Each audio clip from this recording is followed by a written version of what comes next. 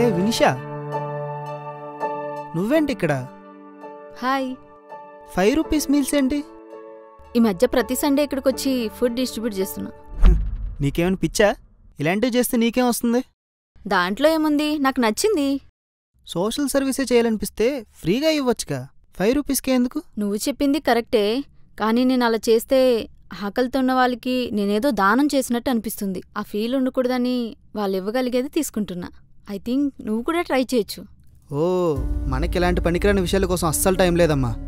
అయినా నేను చూస్తా ఇలాంటివన్నీ చేసినందుకు నీ లైఫ్ ఎలా మారిపోతుందని. 5 రూపీస్కి మీల్స్ అంట. వస్తా మేడం.